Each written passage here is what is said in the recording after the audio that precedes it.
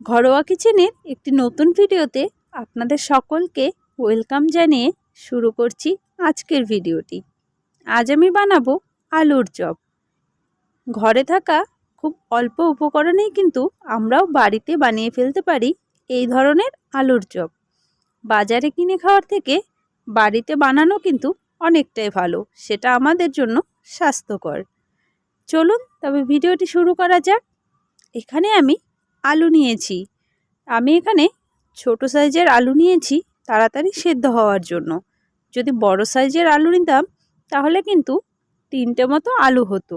ছোট সাইজের আলু নিয়েছি তাই এখানে অনেকগুলো আলু দেখা যাচ্ছে। এবারে আলুগুলো খুব ভালো করে আমি ম্যাশ করে নিয়েছি। খেয়াল রাখতে হবে আলুর মধ্যে যেন কোনো রকম দানা না থাকে। তার উপরে দিয়ে দিলাম আমি কুচনো পেঁয়াজ, কুচনো কাঁচা লঙ্কা আর দিয়ে দিলাম ধনেপাতা।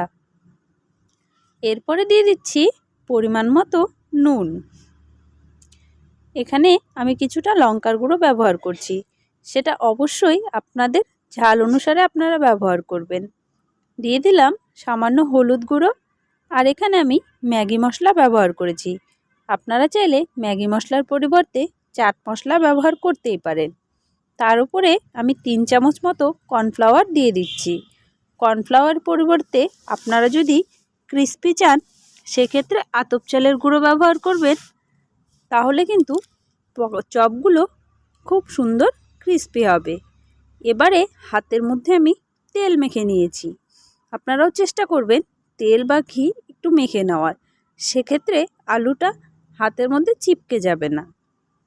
এবারে দেখুন অল্প করে নিয়ে খুব সহজেই কিন্তু চপের শেপ আমরা দিয়ে নিতে পারবো। যে কোনো আকারেই কিন্তু চপগুলো বানিয়ে নেওয়া যেতে পারে, গোল, চৌকো, যেভাবে খুশি। দেখুন আমি এরকম ডিম্বাকৃতি করছি, এভাবেই কিন্তু সমস্ত চপগুলো আমি বানিয়ে নেব। এটা কিন্তু খুব বেশি কঠিন কাজ নয়, একদমই সহজ, সবাই কিন্তু এটা সহজেই করতে পারবেন। এভাবেই কিন্তু সব চপগুলো আমি বানিয়ে নেব।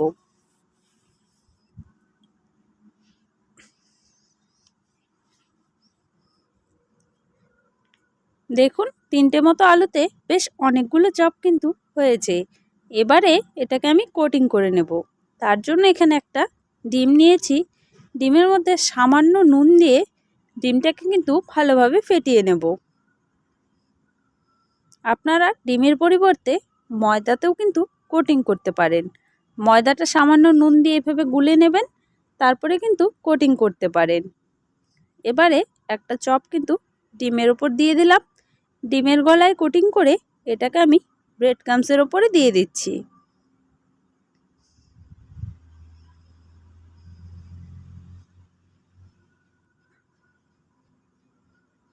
একটু আলতোভাবে ব্রেড ক্রাম্বসে গড়িয়ে নেব ভালোভাবে। এরপরে এটাকে আবারও আমি ডিমের গলায় কোটিং করে নিচ্ছি। আমি কিন্তু এটাকে ডবল কোটিং করছি, আপনারা চাইলে একবারও করে নিতে পারেন, সেক্ষেত্রে কিন্তু কোনো অসুবিধা হবে না বা স্বাদের পরিবর্তনও হবে না। এভাবে আবারও ডিমের গোলাতে দিয়ে এটাকে আমি ব্রেড ক্রাম্বসের ওপরে দিয়ে দিচ্ছি।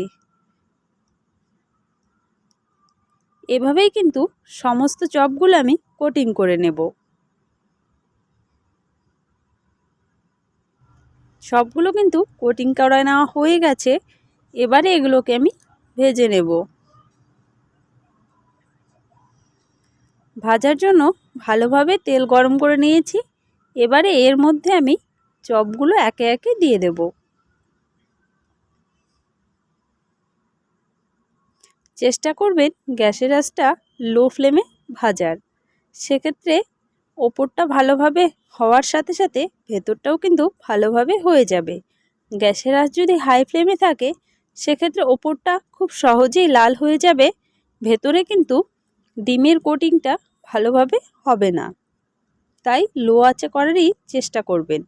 এভাবেই আমি উল্টে পাল্টে লাল লাল করে চপগুলো ভেজে নেব।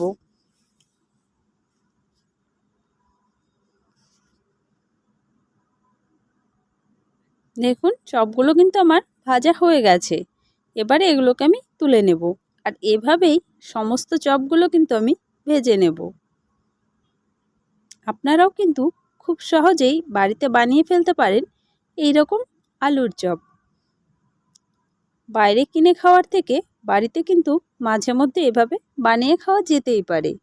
আর এই চপগুলো খুবই কিন্তু টেস্টি হয়। তাহলে বন্ধুরা, আমার আজকের ভিডিওটি আপনাদের কেমন লাগলো সেটা কিন্তু কমেন্টের মাধ্যমে জানাতে ভুলবেন না। যদি ভালো লাগে একটা লাইক করবেন আর ঘরোয়া কিচেন চ্যানেলটি সাবস্ক্রাইব করে পাশে থাকবেন।